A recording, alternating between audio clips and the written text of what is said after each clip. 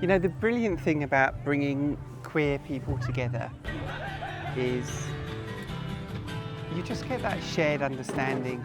You don't have to explain, you don't have to sit there and be like the only queer person in the room and feel like you're out on a limb, you know, because you're not. You just have that shared bond, don't you?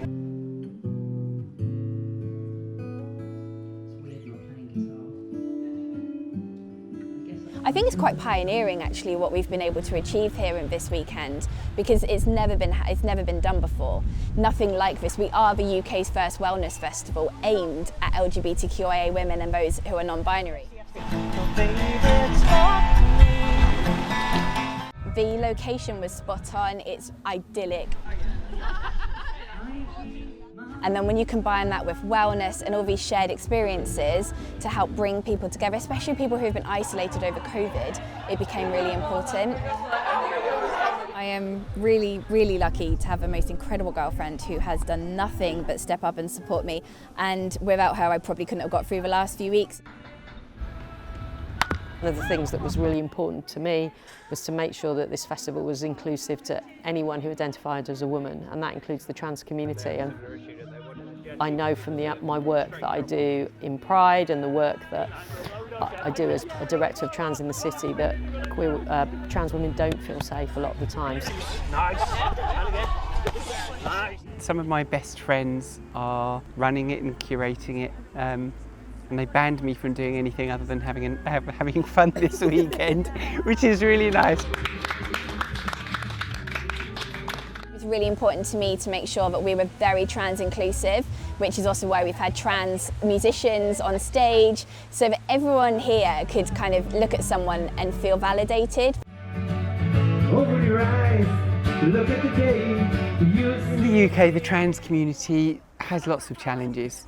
You know, 48% of trans people attempting suicide and 85% having mental well-being issues like depression, and 92% having suicidal ideation because, you know, they're not being allowed to be themselves. I transitioned while I was playing in a band, going around all of some of the roughest clubs in London.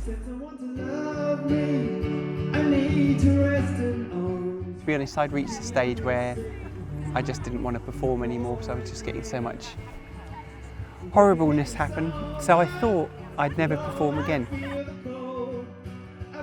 And they convinced me to play. So first time in 3 years that I'm playing, first time I'm doing a solo gig, first time I'm playing guitar on stage. So, and it's special, you know, it might be the last time I perform on stage, but it's nice to have just had that option to do it one more time. I didn't come out till later in life, so I came out at 41, so that would have been 2009.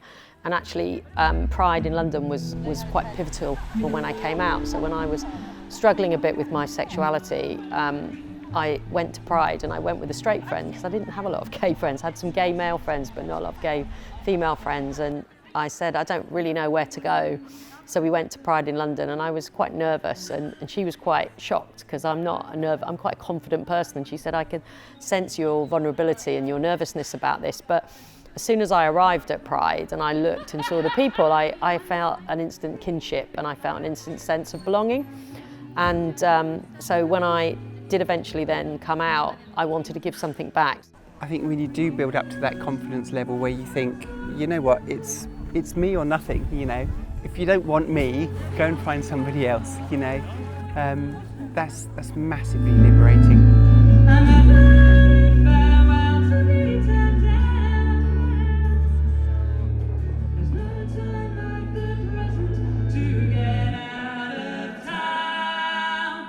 Freedom.